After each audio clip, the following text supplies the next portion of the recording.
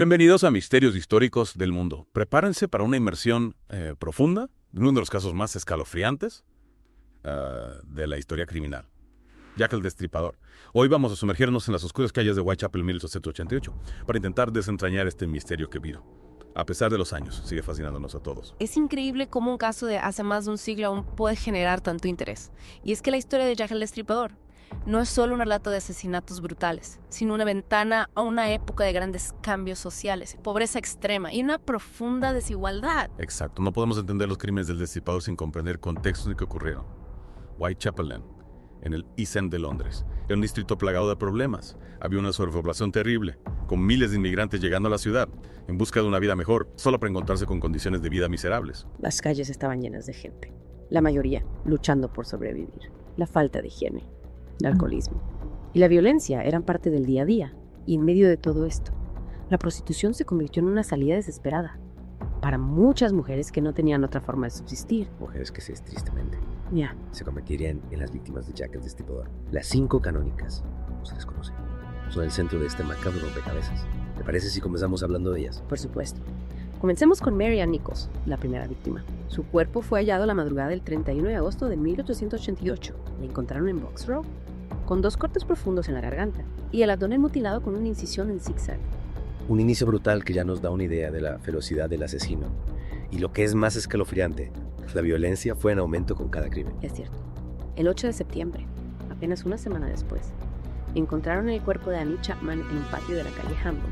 Su garganta también estaba cortada, pero las mutilaciones en el abdomen eran mucho más extensas. Le habían extraído el útero y las vísceras estaban esparcidas alrededor del cuerpo. Esas descripciones son realmente perturbadoras. Imagino el terror que debió sentir la gente de Whitechapel al saber que un asesino tan brutal andaba suelto. Absolutamente. Y la incertidumbre aumentaba con cada nuevo crimen. La policía, por supuesto, estaba bajo una enorme presión para atrapar al culpable. Pero imagino que la investigación en esa época no era nada fácil. No tenían las herramientas forenses que tenemos hoy en día. Para nada. No existía el análisis de ADN, ni las bases de datos de huellas dactilares, ni cámaras de seguridad. La investigación se basaba principalmente en el testimonio de los testigos, la búsqueda de pistas en la escena del crimen y el seguimiento de sospechosos. Un trabajo minucioso y a menudo Frustrante. Y en un lugar como Whitechapel, con calles oscuras y laberínticas, la tarea se complicaba aún más. El destripador podía desaparecer entre las sombras con facilidad. Exactamente. Además, hay que tener en cuenta que el miedo y la desconfianza reinaban en Whitechapel. Muchos de los habitantes eran inmigrantes, algunos indocumentados, que temían a la policía y no estaban dispuestos a colaborar con la investigación. Entiendo. ¿Y qué hay de las víctimas? ¿Qué sabemos de ellas? Todas las víctimas canónicas eran mujeres que se dedicaban a la prostitución, eran mujeres pobres, marginadas, que vivían al margen de la sociedad. Esto las convertía en blancos fáciles para un depredador como Jack el Destripador. Y lo más triste es que sus muertes, en cierto modo, se vieron opacadas por el sensacionalismo que rodeó al caso. Es como si la prensa de la época se hubiera obsesionado más con la figura del destripador. Que con las propias víctimas. Así es, la cobertura mediática del caso fue un fenómeno sin precedentes. Los periódicos sensacionalistas se lanzaron a una carrera frenética por publicar cualquier información, por mínima que fuera, sobre los crímenes. Y en esa carrera, a menudo sacrificaban la veracidad en favor del sensacionalismo. Claro. Entre más sangrienta y morbosa fuera la historia, más periódicos vendían. Exactamente. Y esa sed de noticias amarillistas contribuyó a crear una imagen distorsionada del caso y a generar una histeria colectiva que fecaliborcera. En cierto modo, beneficiaba el propio destripador. ¿Por qué dices eso? Porque el miedo y la confusión jugaban a su favor, mientras la prensa se dedicaba a especular sobre su identidad y a publicar teorías descabelladas. Él seguía acechando en las sombras, listo para atacar de nuevo. Hablando de teorías, se ha especulado mucho sobre la identidad del destripador. Desde carniceros y médicos hasta miembros de la realeza, la lista de sospechosos es interminable. ¿Te parece si a la siguiente parte de nuestro Deep Dive nos adentramos en las teorías más conocidas y analizamos las pistas que la policía pudo o no pudo recopilar? Me parece una excelente idea. Y si les está gustando este viaje a las entrañas del misterio de Jack el Destripador, no olviden suscribirse a Misterios Históricos del Mundo. Y compartir este episodio con sus amigos. Regresamos en un momento. Retomamos nuestra inmersión en el caso de Jack el Destripador. En la parte anterior, quedamos en analizar el asesinato de Mary Jane Kelly, el más brutal de todos. ¿Qué la hace diferente de las demás víctimas? El caso de Mary Jane Kelly es particularmente perturbador por varias razones. Para empezar, Ella fue la única víctima que fue asesinada en el interior de su propia habitación, lo que sugiere un nivel de confianza y control por parte del asesino, que no se había visto en los casos anteriores. Es decir, el destripador ya no se limitaba a acechar a sus víctimas en las calles oscuras de Whitechapel, sino que ahora se atrevía a entrar en sus hogares. Exacto. Esto nos muestra una evolución en el modus operandi del destripador, una mayor audacia y una posible familiaridad con la víctima. Además, la brutalidad de las mutilaciones en el cuerpo de Mary Jane Kelly superó todo lo visto hasta entonces. Recuerdo que en el material que compartí contigo se describían las heridas con mucho detalle. Es realmente escalofriante. Sí. Es un caso que te deja sin aliento. El cuerpo de Mary Jane Kelly fue encontrado en su habitación en Miller's Court, la mañana del 9 de noviembre de 1888. La garganta estaba cortada de oreja a oreja, el rostro completamente desfigurado y el abdomen abierto con una hazaña inimaginable. Le habían extraído casi todos los órganos internos y algunos estaban colocados alrededor del cuerpo de una manera que parecía ritual. Es horrible. Y pensar que todo esto ocurrió en el interior de su propia casa, un lugar que se supone que debe ser seguro. Precisamente. Este caso no solo conmocionó a la sociedad por la brutalidad del crimen, sino que también sembró el terror en toda la comunidad. La gente ya no se sentía segura ni siquiera en sus propios hogares.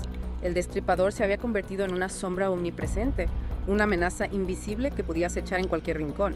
Y mientras el pánico se apoderaba de Whitechapel, la policía seguía sin respuestas. Se encontraron algunas pistas en la escena del crimen que pudieran ayudar a identificar al asesino. Desafortunadamente. La escena del crimen en el caso de Mary Jane Kelly, aunque rica en detalles macabros, no aportó muchas pistas concluyentes para la investigación. La policía encontró algunas prendas de vestir que podrían haber pertenecido al asesino, pero no había huellas dactilares, ni armas, ni testigos que pudieran dar una descripción clara del sospechoso. Es como si el destripador se hubiera esfumado en el aire después de cometer su crimen más atroz. Esa es la impresión que da. Algunos investigadores creen que el asesinato de Mary Jane Kelly pudo haber sido el clímax de la espiral de violencia del destripador, y que después de ese punto decidió desaparecer o al menos cambiar su modus operandi para evitar ser capturado. Es una teoría interesante. ¿Y qué hay de las otras víctimas que se mencionan en el material? Las que no forman parte del grupo de las 5 canónicas. Esas víctimas, a las que la policía denominó el archivo de Whitechapel, son un conjunto de casos que ocurrieron en el mismo periodo y en la misma zona que los asesinatos del destripador, pero que no se pudieron vincular de forma concluyente con él.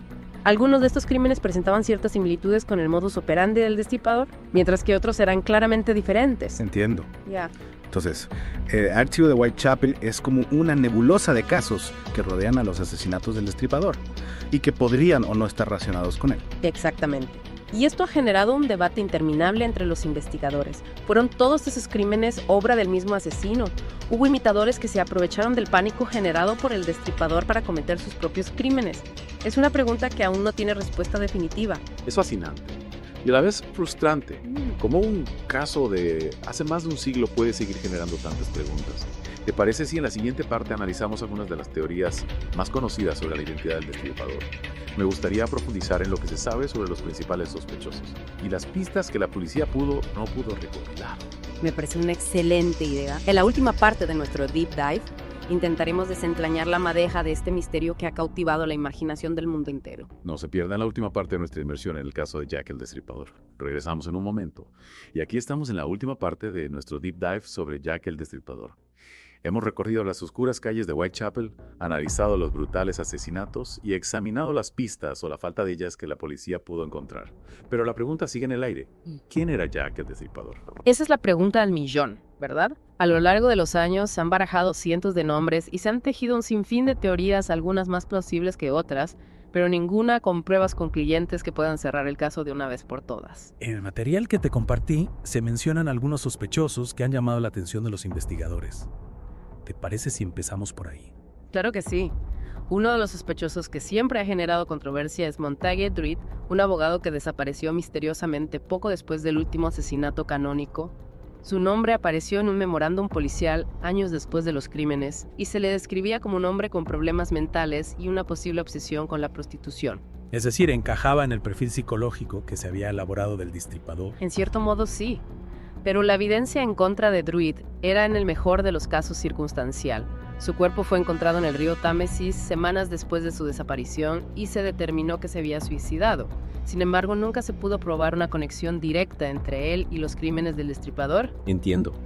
Es como si la sombra de la duda siempre se cerniera sobre él, pero sin pruebas sólidas que lo vinculen directamente con los asesinatos. ¿Y qué hay de los otros sospechosos? Otro nombre que siempre surge es el de Aaron Kosminski, un inmigrante polaco que vivía en Whitechapel y que padecía de alucinaciones y delirios persecutorios. Algunos testigos afirmaron haberlo visto con una de las víctimas y su comportamiento errático lo convirtió en un sospechoso viable para la policía. Pero si no me equivoco, tampoco se encontraron pruebas concluyentes en su contra. Exacto, Kosminski fue internado en un asilo mental donde pasó el resto de su vida. Aunque algunos investigadores creen que pudo haber sido el destripador, nunca se encontraron pruebas forenses que lo confirmaran. Es fascinante cómo, a pesar de los años que han pasado, el caso sigue abierto a la especulación. Cada nueva investigación, cada nuevo análisis de las pruebas parece abrir nuevas líneas de investigación en lugar de cerrar las viejas. Así es. Y esto se debe en parte a la falta de pruebas concluyentes, pero también a la fascinación que el caso despierta en la gente, ya que el destripador se ha convertido en un icono cultural, una figura misteriosa que representa lo más oscuro y perverso de la naturaleza humana. Y esa fascinación ha dado lugar a teorías de todo tipo, algunas más creíbles que otras que se merecen. Recuerdo que en el material se mencionaba la posibilidad de que el destripador fuera una mujer. Sí, esta es una teoría que ha ganado popularidad en los últimos años. Se ha especulado sobre la posibilidad de que una mujer, quizás una partera o una comadrona con conocimientos de anatomía, pudiera haber cometido los crímenes. ¿Y hay algún sospechoso particular que se haya considerado? Se ha mencionado el nombre de Lizzie Williams, la esposa de un médico que atendía a algunas de las víctimas. Se ha especulado sobre posibles celos o venganza como móvil del crimen. Sin embargo, al igual que con los otros sospechosos, la falta de pruebas concretas ha dejado esta teoría en el terreno de la especulación. Entonces, después de más de un siglo, el misterio de Jack, el destripador, sigue sin resolverse. ¿Crees que algún día se descubrirá la verdad? Es difícil saberlo con certeza. Los avances en la tecnología forense podrían ayudar a analizar las pruebas existentes con nuevas técnicas, pero sin nuevas pistas o testigos, es probable que el caso siga siendo un enigma. Supongo que eso es parte del atractivo del caso, ¿no? La idea de que un misterio tan antiguo pueda seguir desafiando nuestras mentes y nuestra capacidad para encontrar respuestas. Sin duda. El caso de Jack el Destripador es un recordatorio de que a veces la verdad se esconde en las sombras y que a pesar de todos nuestros esfuerzos puede que nunca lleguemos a conocerla por completo. Es una reflexión un tanto inquietante, pero a la vez fascinante. Y con esa nota de misterio damos por concluida nuestra inmersión en el caso de Jack el Destripador. Espero que este deep dive les haya resultado tan interesante como nosotros. Ha sido un placer compartir este viaje a través de las oscuras calles de Whitechapel con ustedes. Y no olviden que la historia está llena de misterios por resolver. Nos vemos en nuestro próximo deep dive.